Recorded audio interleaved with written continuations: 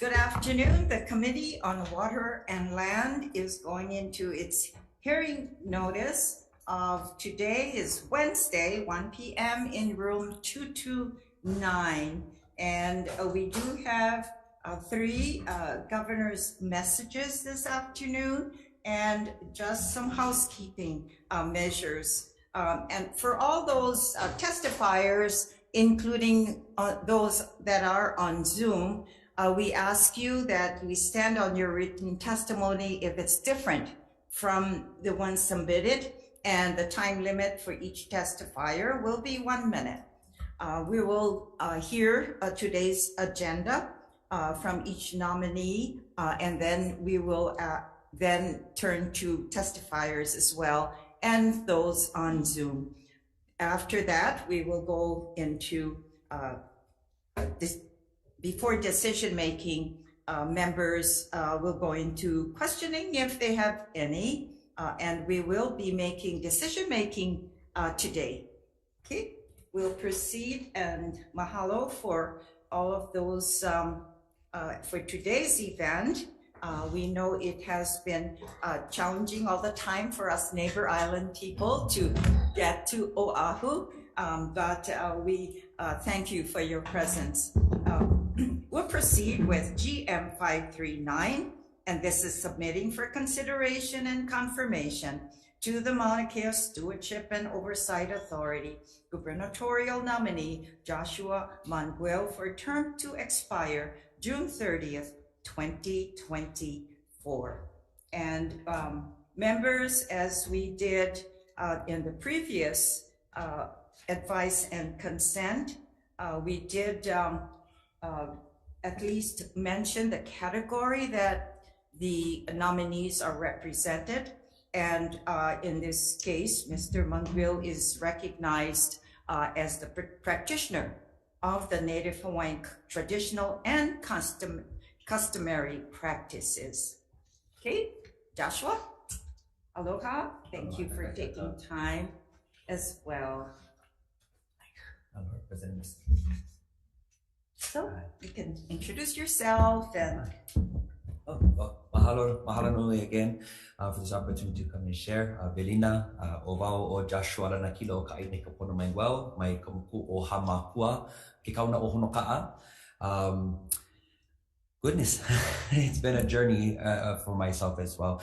Born and raised Honoka'a town, grew up in Waipi'o. My ohana is actually from the area of Ahuaroa and as well as comes from Kailua Kona. I am a product of the Hawaiian education movement. I'm a graduate of Kano'oka'aina, which was the very first Native Hawaiian public charter school that opened up in Waimea.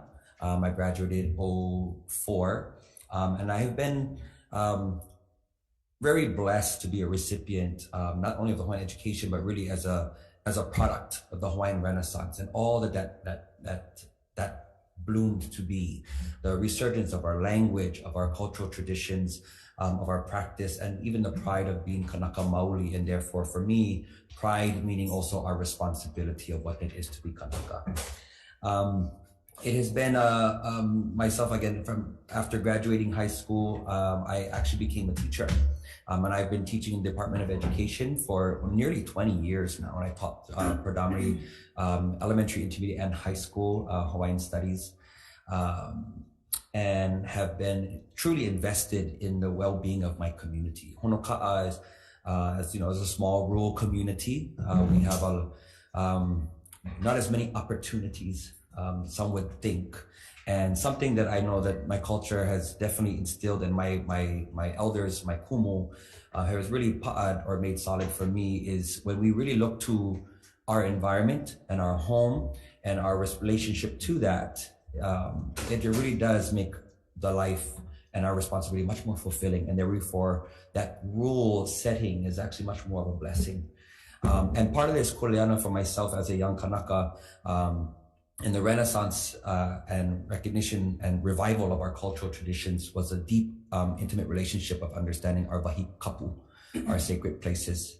And as an educator myself too, understanding the diversity and the importance of expanding our cultural knowledge into world knowledge in many ways.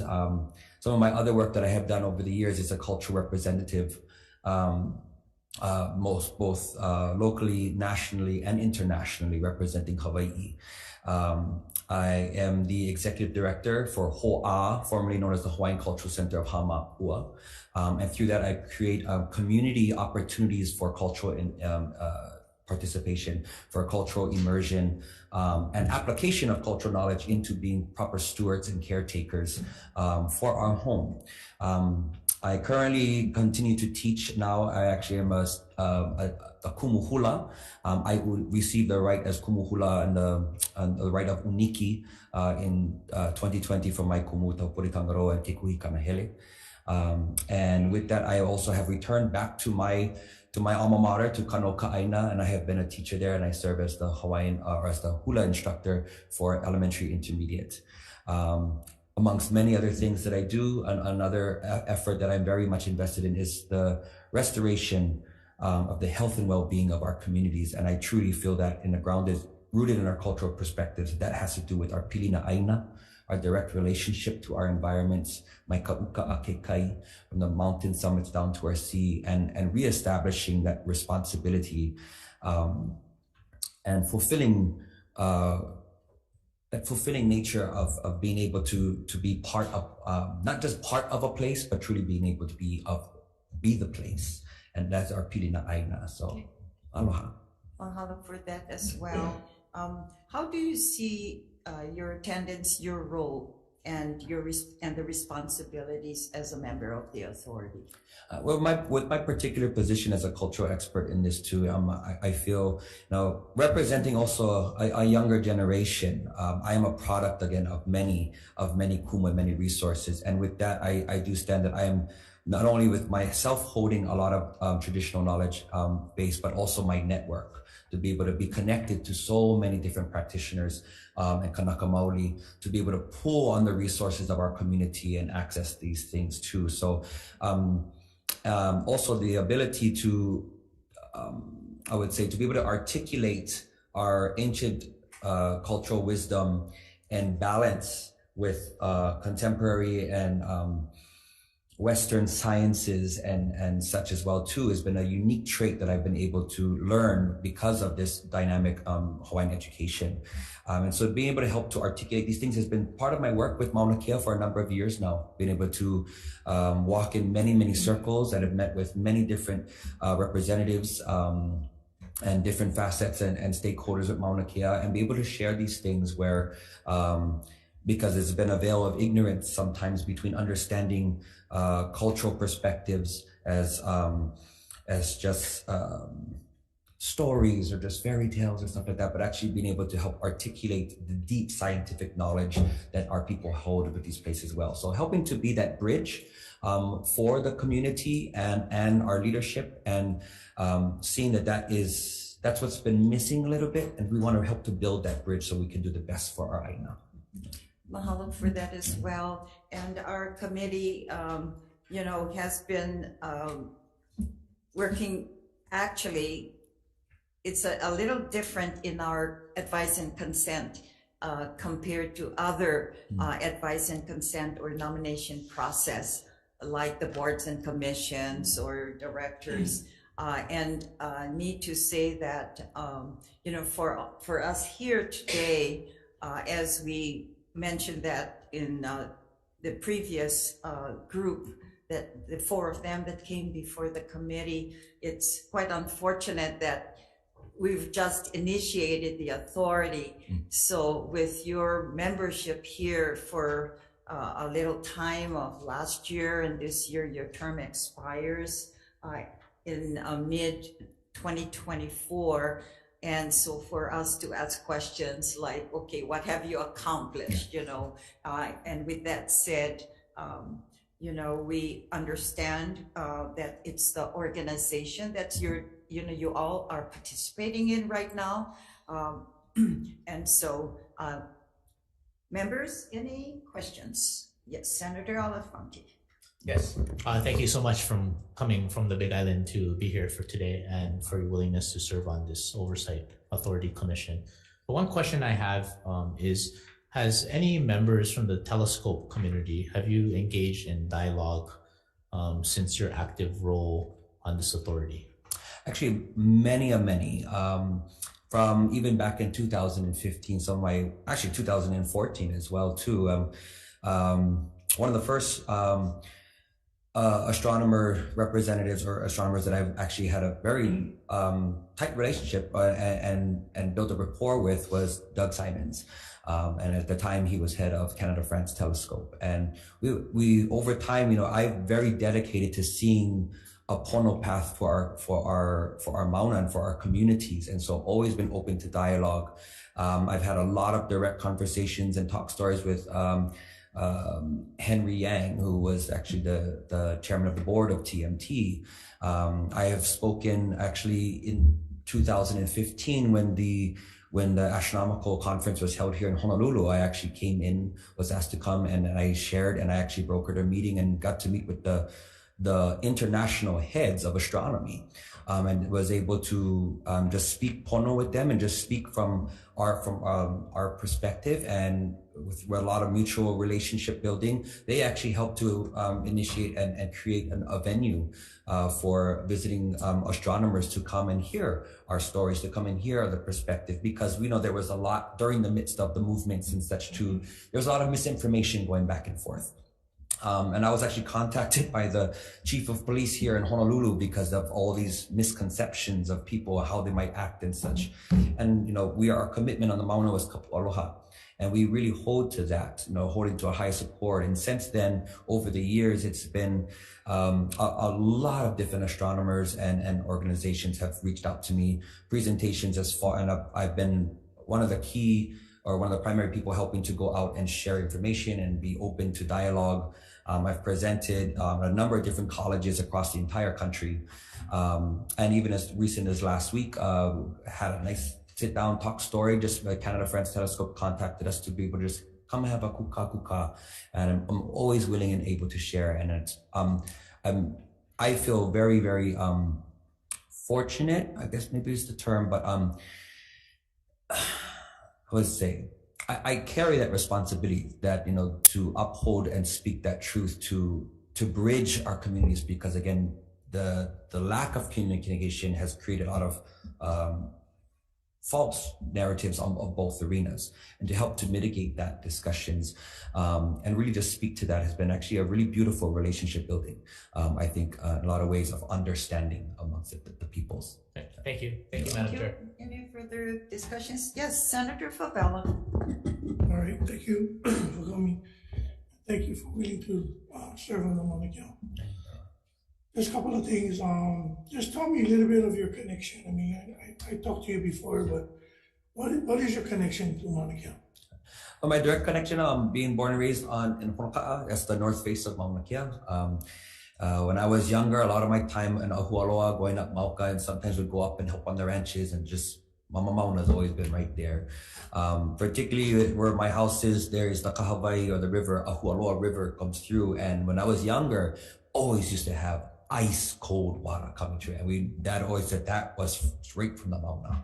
And that when I was younger too, just, being a young Kanaka and hearing the mo'olelo and the stories of the Mauna, of Poliahu, of Lilinoi, of all these Akua Mauna, was just always, I just remember always having an awe of the Mauna. Even though when I was very young, I think the first time I went to the Mauna, I was probably maybe 10 or 12, and that was just visitor center, first time go play snow. Back then the snow came all the way down there. But in that innocent relationship building and hearing these stories, when I was blessed to be able to attend when Kano Ka'aina opened up, the first charter school opened up in the year 2000, that school was based in Waimea, and in Waimea we have a much broader view of the Mauna, and of course much of the mo'olelo and the stories of place, really much connected with the mountain. And again, in that diverse perspective in our Hawaiian education is, really delving into these ancient stories, which are more than stories, they're historical documentation, scientific observation, and the ability to actually pull that wisdom and knowledge from these things.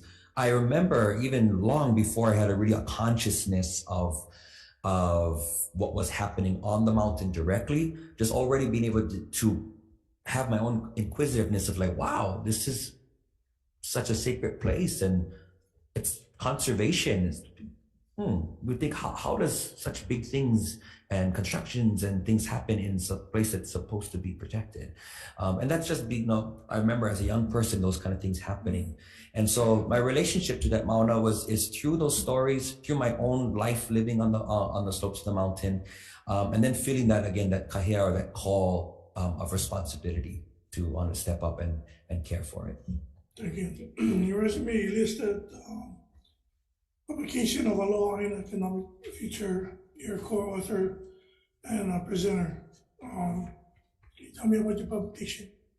I know, interesting. I was kind of one of the instigators of that too. It was actually just observing in the midst of COVID and sitting at home, realized like, God, we need to do something more. We have to think more broader. We have to be a little more, instead of just kind of turning things back on, recreating the wheel.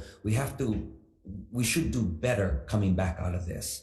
And just kind of call out amongst some of my friends and such too. We got together and just started having these pono conversations about looking towards, being better humans in this environment, to our landscape.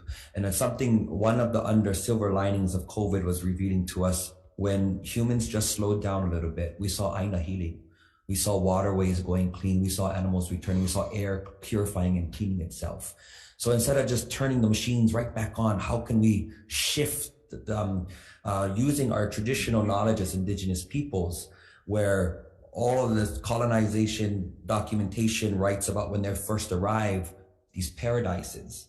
And yet we look at us today, we're facing all these hardships and our waters are polluted and all these things. How can we shift this paradigm and do it in a healthy way that helps to support or shift our economic mindsets and such too, that we're not living as detriments to our environment, that we should be part of this place. So that concept of aina aloha, that we live in a way conscious to uplift our communities, to care for each other, but not at the expense of our environment, but based on a true love and care for our homelands.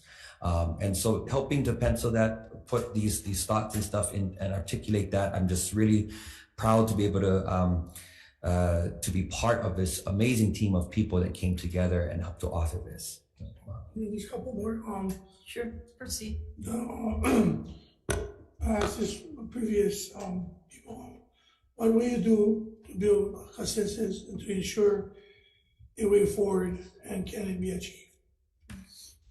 Consensus, I think, one thing that I bring into this as well too is, being one of the alaka'is and leaders in the movement, that's something we always have to be conscious of. We have hundreds and thousands of people moving together collectively and having to be respectful of the different perspectives and how we're going to move together. And so consensus building for us was really grounded in kapu aloha. And what kapu aloha is, it's a dedication to uphold the highest values of aloha. And I really do, over the past, being part of the original Mauna Kea working group that helped to actually form this body, that was actually instrumental for us in establishing the framework of this. And to take this step forward, I'm very proud and very excited with the individuals who are all been selected or put forward to serve on this body. We've committed to that kapu aloha, and we have I know I personally have such love and respect for each individual stepping forward, that we're going to hold ourselves to this. And of course, we set up within the framework. It's important that we set up within the framework, the mechanisms to be able to offset these times if there is different points of view, that we work into that. What do you do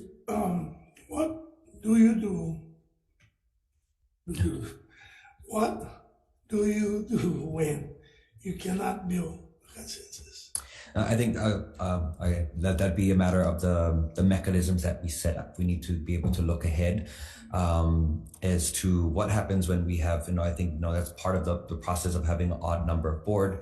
At certain points where I would say we have to ho'opapa. It's important that we When we have these conflicts or these lack of consensus, that we have to, it's for each perspective we really have to vie and share our facts and share our information. And we do need to speak to what we believe is pono. And at the end, if it has to come down to a matter of a vote on the chair and or to a vote, I think that's where we're going to have to, again, set up the framework so that that can be done in a pono way. Thank you, Chair. Thank you. Thank you, Senator. Any further discussions? We'll go into the testifiers. You can have a seat there as well. I do see DLNR here.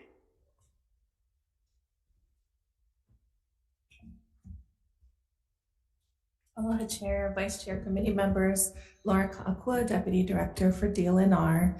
The department stands in support of Mr. Manguel, Ms. Noinai Wong Wilson, and Ms. Pulmai Bertelman on all three, and just really thanks them for the time that they've already put in and the significant time that we know is ahead.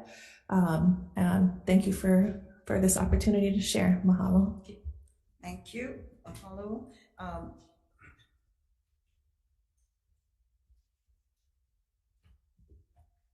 I don't see Damont here. Damont Kalai Manaola Manaole. He has sent testimonies and he was going to be here in person, but he sends communication in support. We do have several organizations, and I'd like to read that as well in support.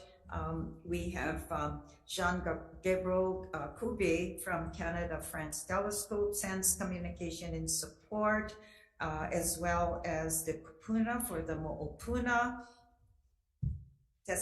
Also from Hawaiian Civic Club, Dorina Cortez, Kako'o Haleakala Tori O'Opi'i has sent communication in support, as well as Edith Kabai representing Waimea Hawaiian Civic Club.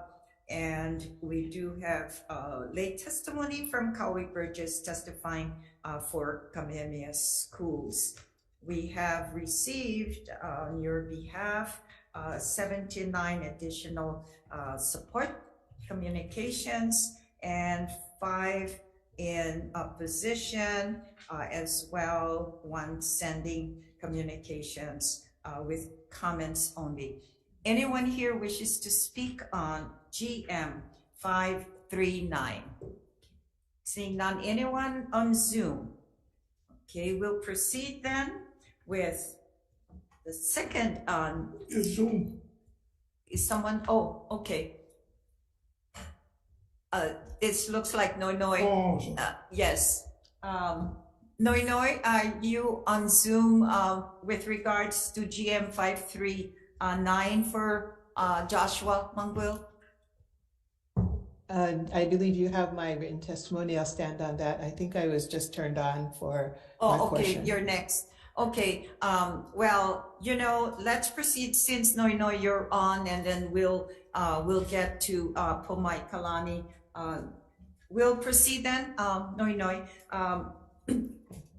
GM 537 members, we are receiving the submitting for consideration and confirmation to the Mauna Kea Stewardship and Oversight Authority, GM Michelle Wong Wilson, for the term to expire June 30th, 2025.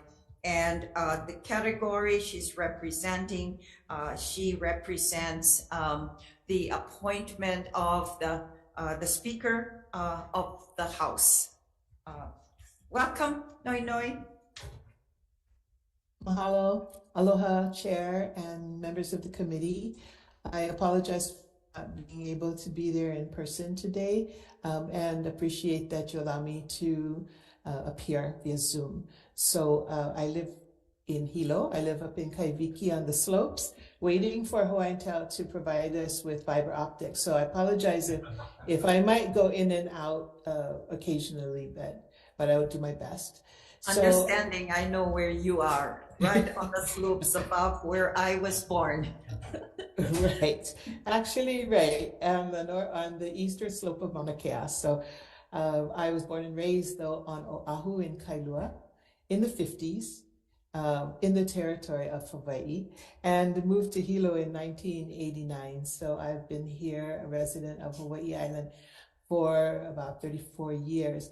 And coming to Hawai'i Island was actually a return home for me because my father was born on this island in Napo'opo'o, South Kona, and raised as a child here in Hilo. So when I first arrived in 1989 and began to learn my new community, I also learned my own family history and have been here in this place that I love and raised my family here.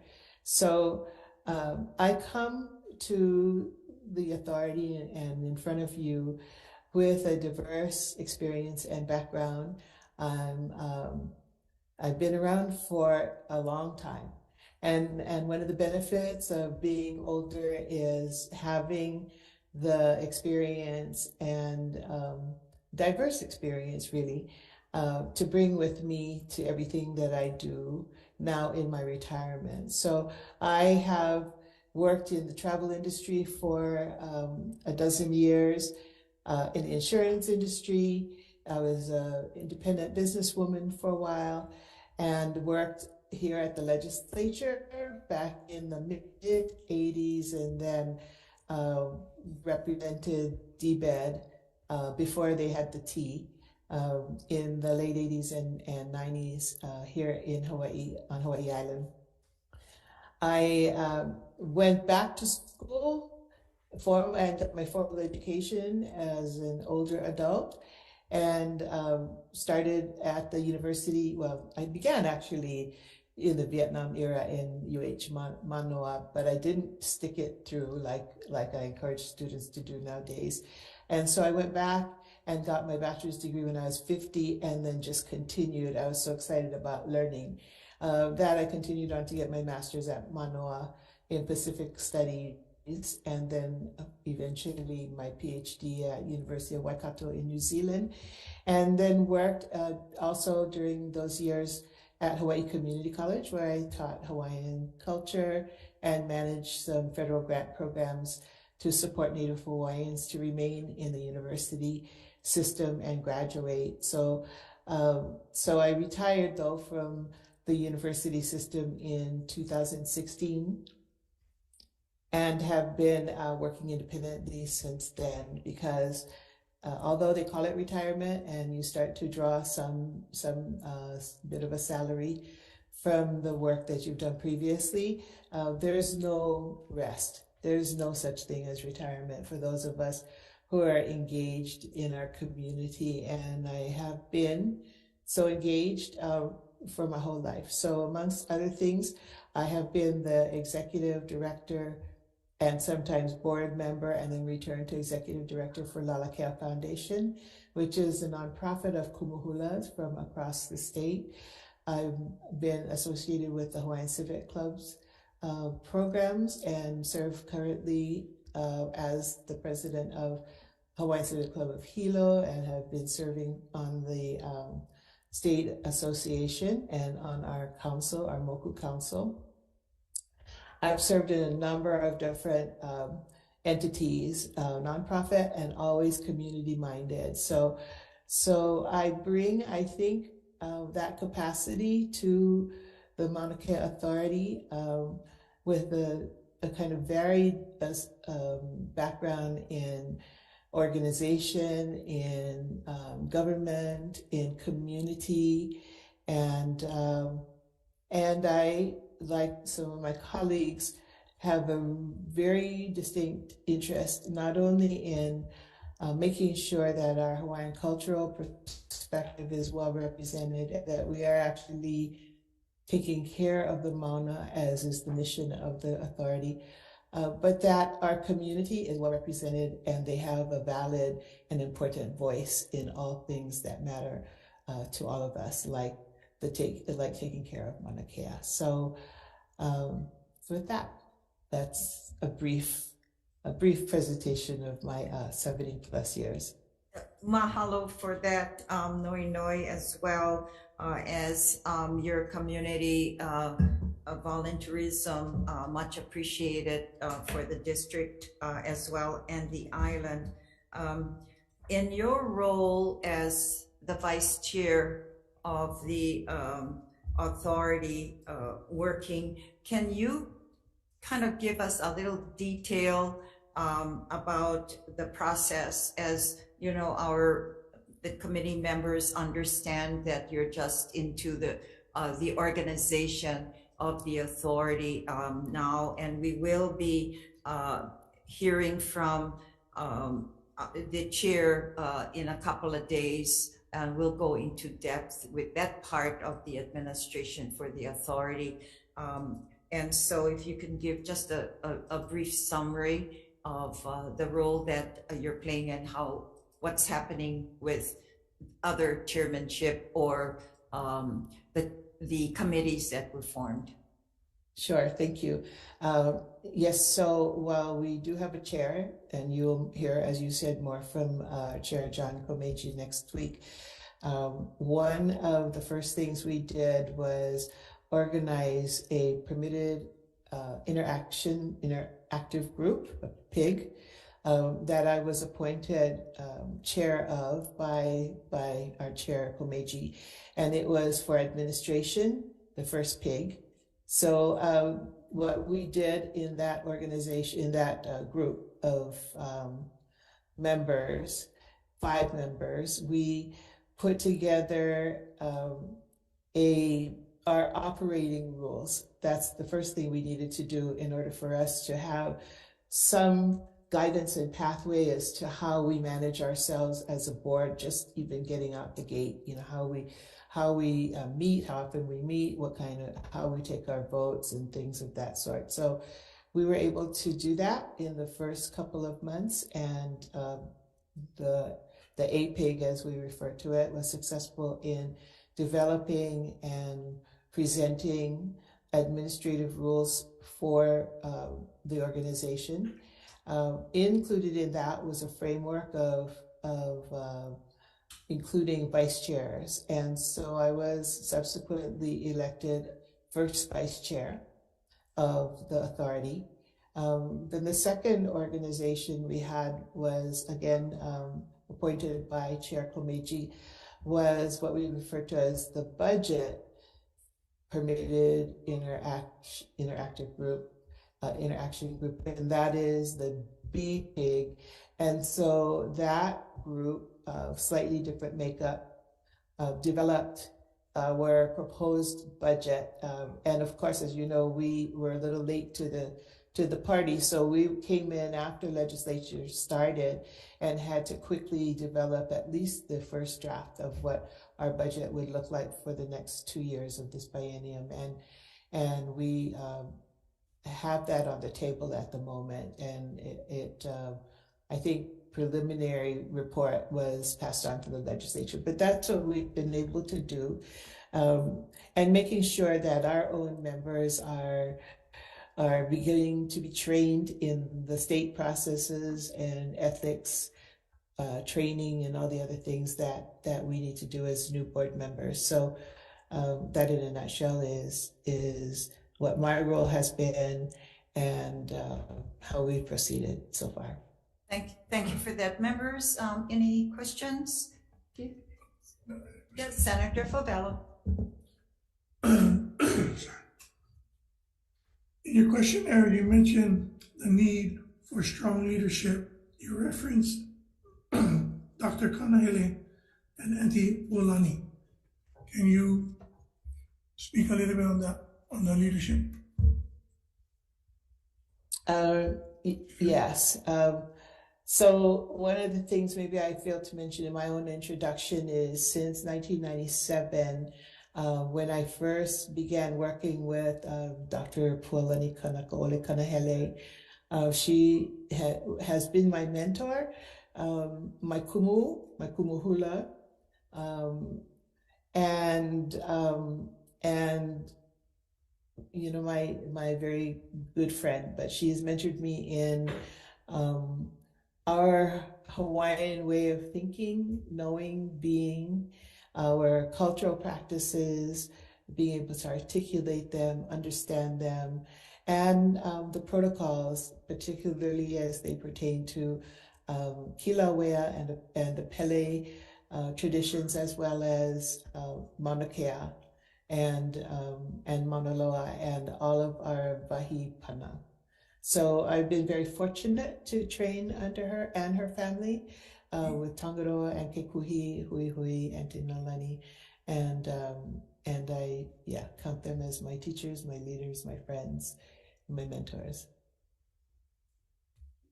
Okay. Can you tell me what you believe is the important to her about Mauna, and how would you go about conveying the message? Okay, so I, of course, would never put words in Auntie Pua's mouth, but I will talk about my experience and the experience of some of us on the working group as an example, and how we were guided by her wisdom.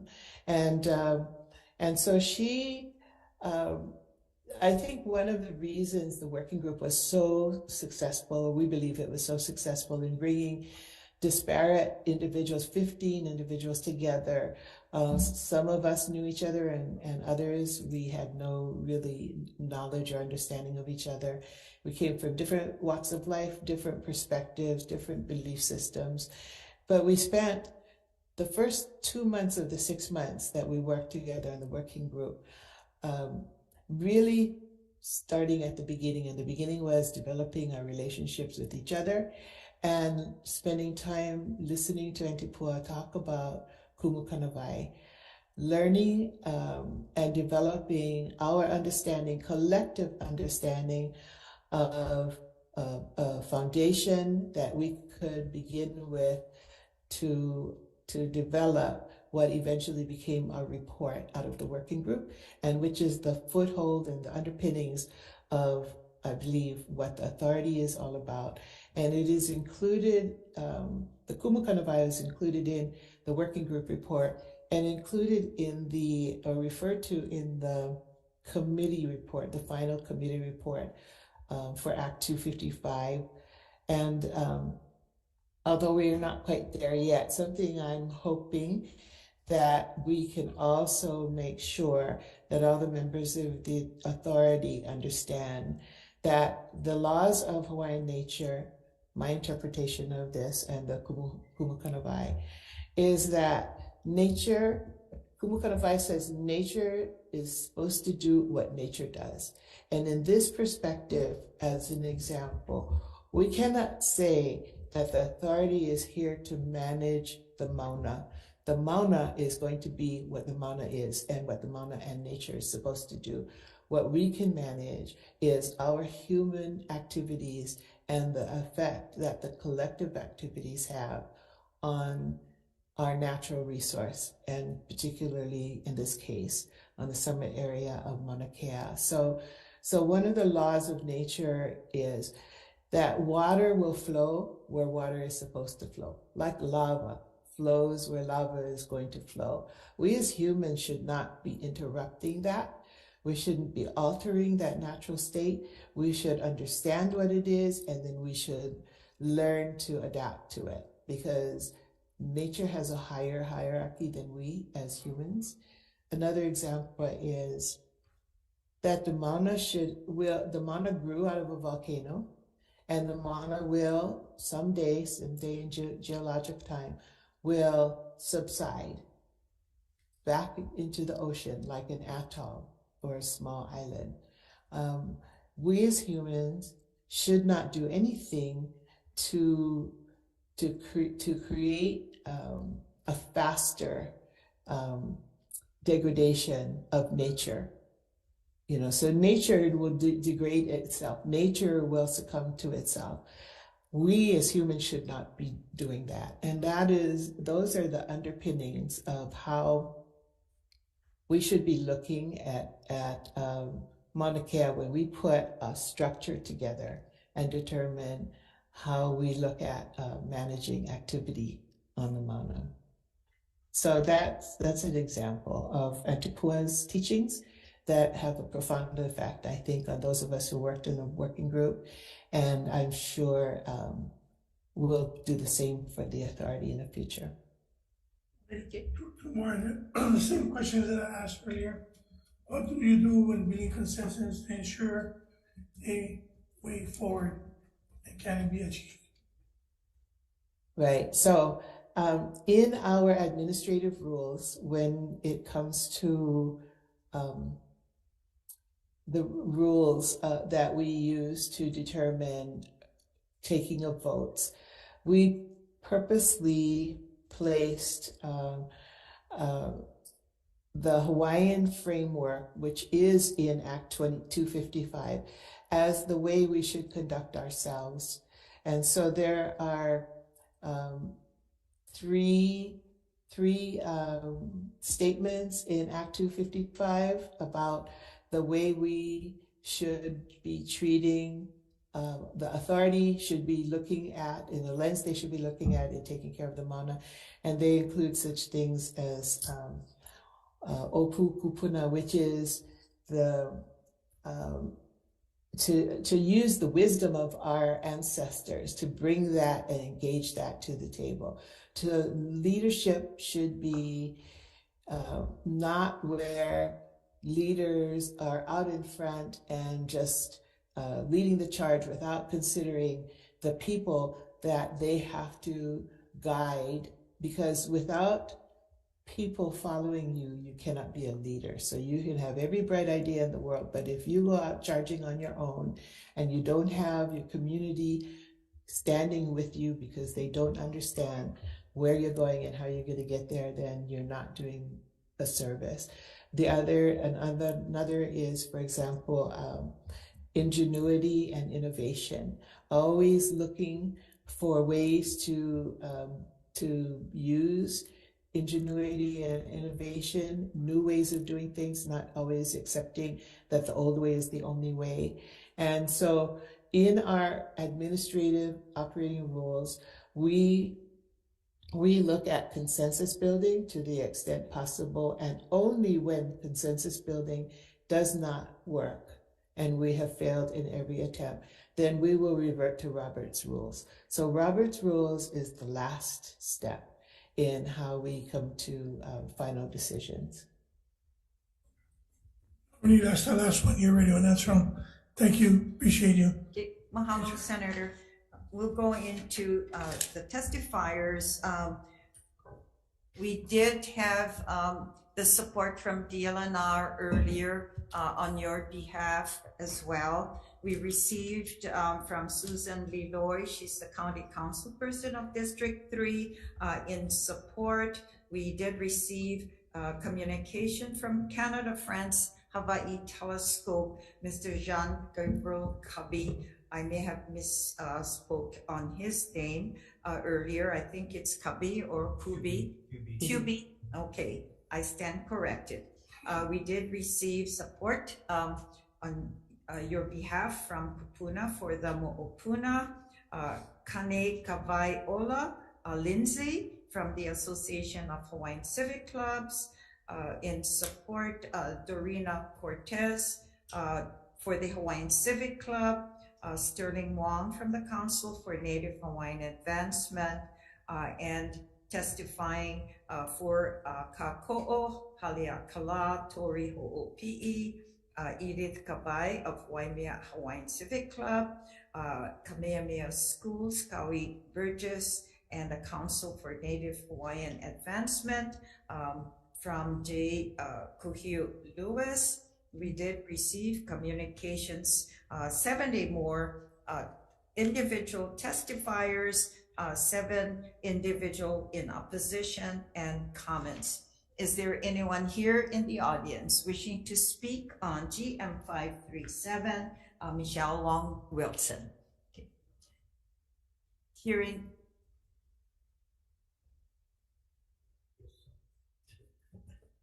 Do you want to speak? Come on up then. Yeah, and you have a minute to testify. We have one more nominee, and then we'll go into decision making. and we wish to do decision-making today. We have deadlines forthcoming as well. Aloha, good to see you again. Thank you. Yeah, have a seat. Yeah, welcome. State your name. My name is Calvin Ho, and I was here yesterday. Aloha. And I'd like to do the same again. Dr. Wong Wilson, myself, spent a lot of time up on Mauna Kea, sleeping on the road. And good to see Lanakila over here. You know, I known him from when he was in high school. And we traveled to Hopi. Uncle, can you speak closer to the mic? Yeah, because we are on YouTube Anyway, after this. Good to see him over here, and also one of the known leaders of the movement on Mauna Kea. Mahalo. Pomai over there, and I think she's on this council, and I strongly recommend her too, because she captains the Hokulea, and my son and daughter-in-law sail with her on the Hokulea, and her father and Uncle Shorty Berterman, Makali, they know how to guide the canoe. And we are on a canoe, this island. And gotta learn how to take care of everyone on the canoe. And I am pleased to be able to support these guys because, you know, I think it's important that the first people of this island, the native people, are listened to, and they bring strong ideas about how we want this place to be. And, you know, myself, I'm kind of known as a activist guy. But my brother, when I told him I was gonna go up Mauna Kea, and you know, he's in a service like that, conservative. But he said, yeah, you know, because Japan is one of the people who want to put this telescope up over there. He said, how would the people in Japan like to see the kind golf ball on Mount Fuji? I don't think so.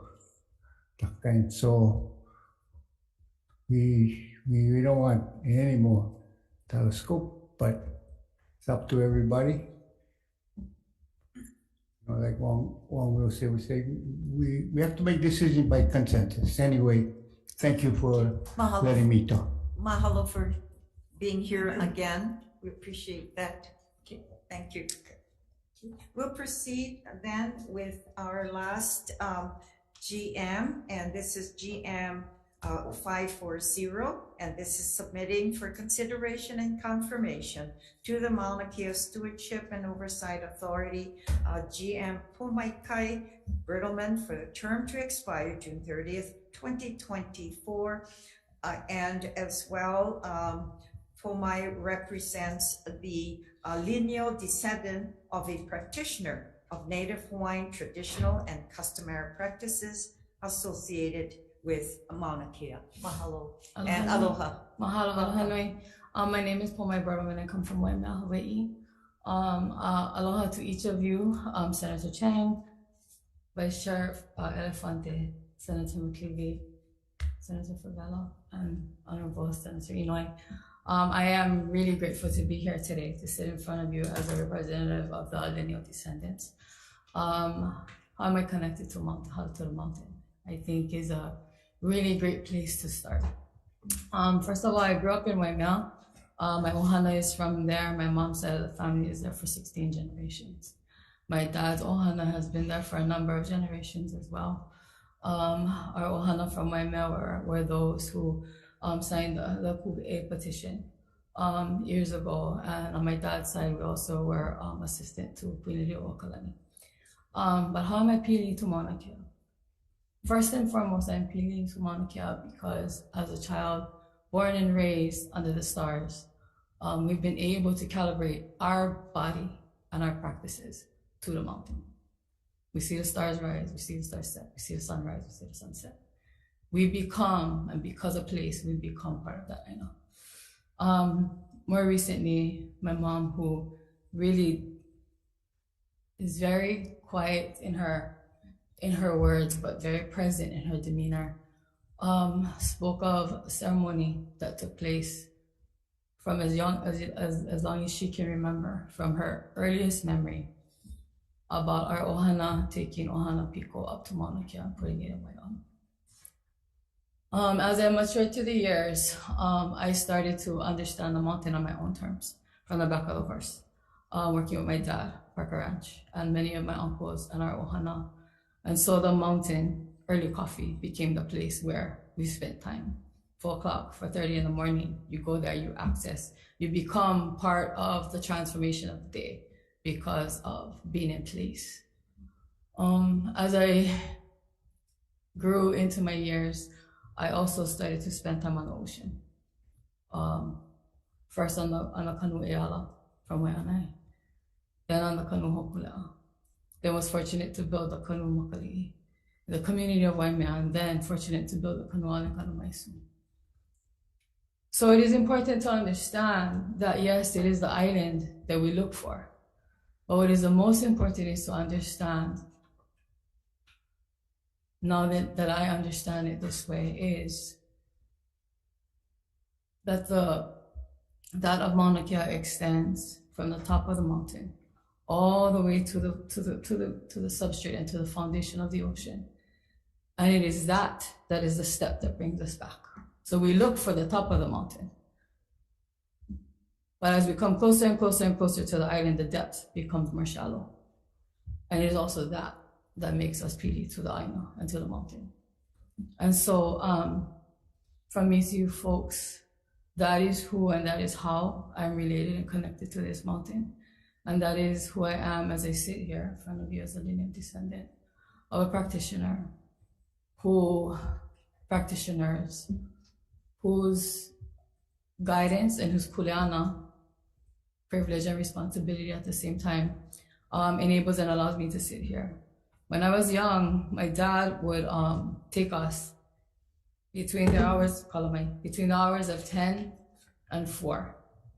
And we would actually take water from my mill up to Pohakuloa and up to Mauna Kea to be able to put it into the tank so that we could feed gravity flow animals and Pohakuloa below us. And we did this time and time again. It was part of his kuleana and it was an extra responsibility. But that kuleana of taking vai to feed that below, and it wasn't supposed to only a handful of places, but it was to feed that which was below, is something that I remember always.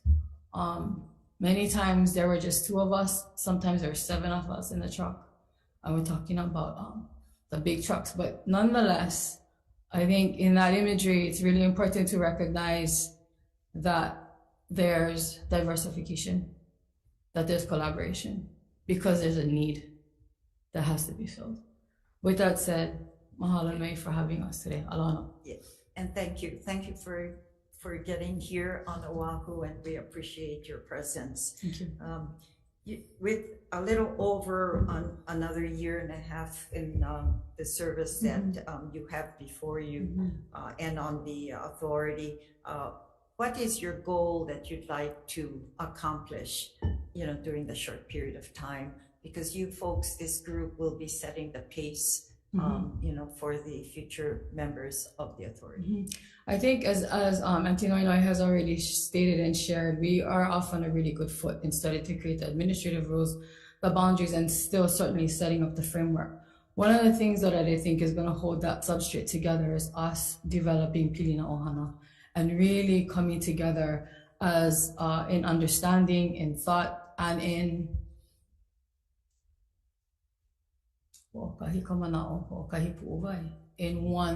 one heart space.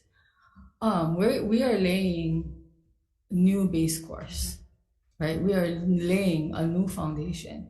And so for anything of that nature, like putting together a team to sail on the canoe, what's going to matter is that we have the ability to come together. So I think coming together first and foremost, and then also being able to utilize and to work to each other's strengths and expertise to create the system and the framework that is going to help us to move together. So I do think that first and foremost, or moving succinct with other things is going to be relationship building for sure. Mahalo. Thank you, Members, Senator. any questions from you as well? Just Yes, Senator Favela. in your questionnaire, you mentioned being an advocate for the use of smart decision-making process. Can you elaborate? Yeah. Part of my background is that I am also an employee of Kanu'a Ka'aina, where Landakila is a graduate of, mahalo. But I've been there now for 21 years. And one of the things that we teach our students and that I have learned to incorporate into my teachings with my students is to be able to see the whole picture. So my goal is to help them to become project managers of a specific project. And so in that, you need to be able to see and know what the intention is, where we're coming from, what our starting point is, and what the long term is. A lot of times I think we look at just getting from here to here to here to here, but having an understanding as to what the long term is really important. When we know who the long term is, then we have the capacity then to be able to backwards map and forward map the variation and the steps needed to be able to move together. Now, in that type of system, it requires for dialogue and communication to be essential, and it also requires that we check back. And so I think the check back is a complete mechanism, is a tool and a mechanism, so that we know exactly where we stay. We kind of utilize that terminology on the voyage as well. Right? We gotta know where we stay in order to know where we have to go. Yeah, and so I think that type of insight and that type of that system of knowing enables and allows us to be able to go the distance. That's one. Just tell me about what is your envision of the process? You know, your process, the vision of the process to be. What is your envision? I envision that this process will have, I envision the outcome is one that is in complete support for a new system of management for Mauna Kea. And it doesn't discredit or discount anything that's currently in place. What it does, though, is it enables and allows us to be able to create a system that allows for the many lineal descendants of Aina to have a space and a place that their knowledge, traditional knowledge, and the knowledge that we've acquired over evolutions of time has a place that is equal to the process that is the current process. I also perceive and believe that this space will enable and allow for traditional knowing through the mere, the oli, and the stories that we teach our students, our families teach us, and the information and the data that is known within that gives us the map to who and how the practices of Kanaka to Aina, Kanaka to Mauna, Kanaka to ocean, to Kai, and to our natural resources will become present again and have equal space. This is the last one. I'm not going to ask the last two because you pretty much explained everything. For all of you guys, I mean, it's a learning experience for us. When I went with Senator Kim and we got to talk to the university, That was one of the things that I told them, what you said. It's not that we are disappointed of the voyage that they had set sail on. It's just that this is a new voyage that we need to set sail because of our place. Because of now it's time of what you had just said, and it means very much to me. And I tell you, I share this with my daughter all the time. Her two grandmothers passed away already, and I always tell her, share your story. Yeah. Because we will be extinct if we don't pass it down. Having you guys there secures us to know that our knowledge is not lost. And it is true, our kids and our families and the stories and the history of what makes us who we are. So I tell you guys, thank you guys, and continue that, and appreciate it for all that you guys teach us and continue to teach us. Thank you, Chair. Appreciate it. If I can, Chair, can I wrap that up? Yeah, if you can summarize. Yeah, we'll it go would into be 30 decision seconds. making. Yes. It'll be 30 seconds. Does the purpose of what we're doing outweigh the risks? Yes, it does. That is a question that we ask ourselves all the time on the canoe. The canoe sails because the purpose still outweighs the risk of everything that we have to do. Heva'a he moku heva'a is, the canoe is the island is the canoe. My hope is that, and my prayer is that with these amazing people on this authority that I'm working with, that we see ourselves as an island base again. Heva'a he moku heva'a. We are an island before we are anything else. Mauna kea the piko. Mahalo. Yes. Mahalo. Mahalo again.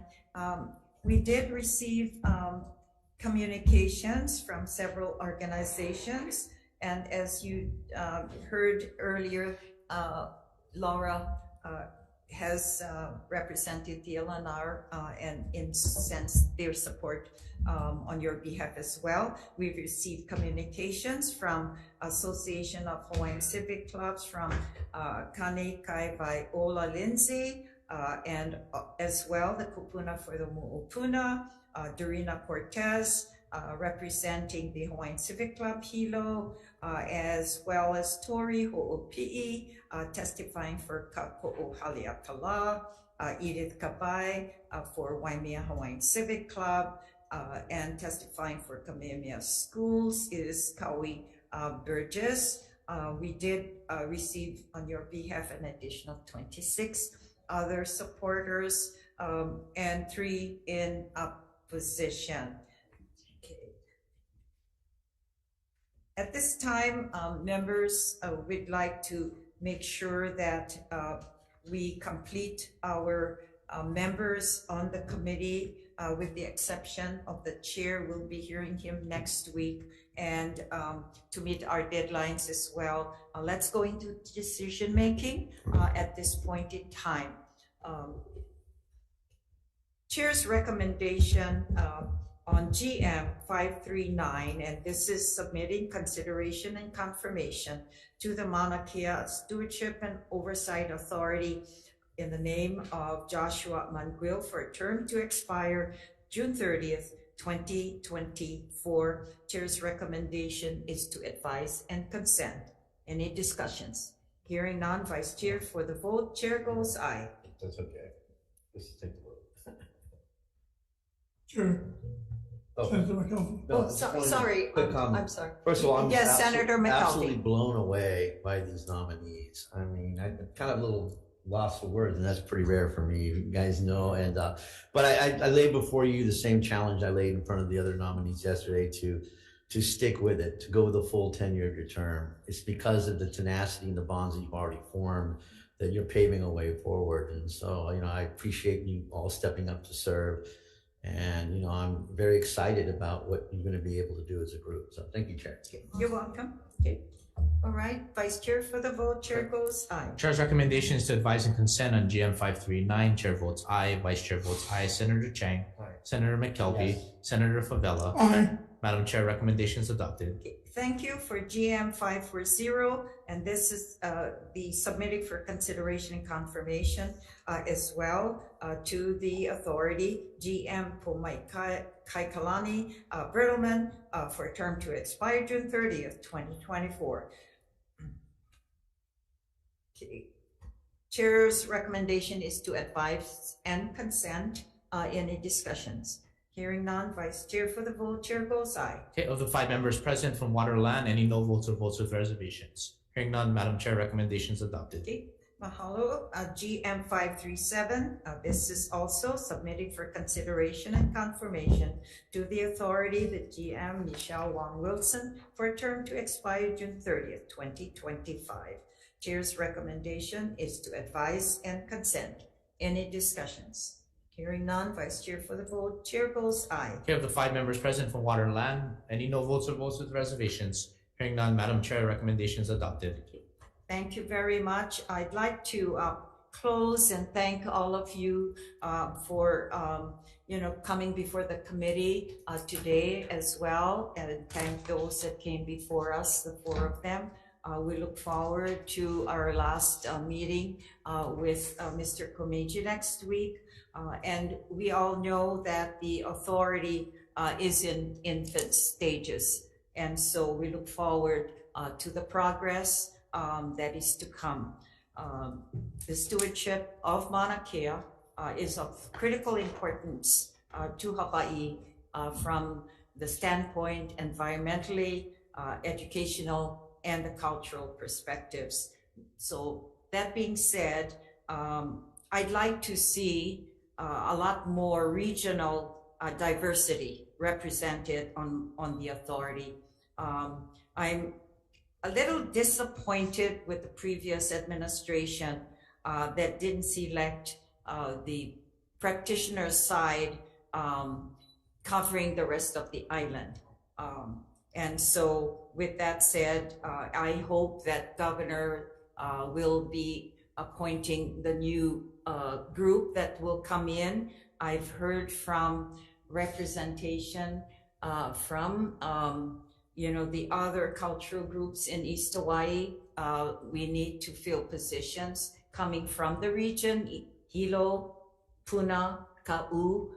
We've heard from the Royal Order of Kamehameha as well. I'd like to see at least some participation of vacancies in the future from Ahumoku as well. And so with that said, hopefully that we can look, the governor for the next period of appointees will take that into consideration going forward.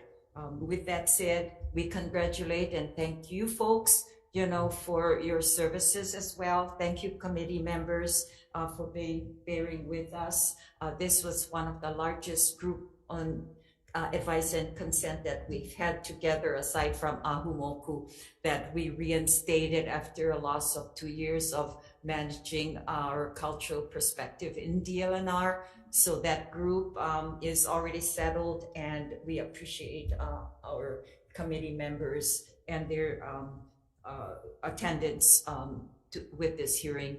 And so we say good luck, and you'll be advised for your future floor votes. I would say at this point in time, I think there's probably a good, I think what my recommendation would be on the floor vote, probably do all 8 of them. Yeah. All one day and at one time, once we do the advice and consent in committee for Mr. Komeji next week. So you'll be notified when we'll be doing the floor vote. Again, mahalo and congratulations. This concludes the water and land.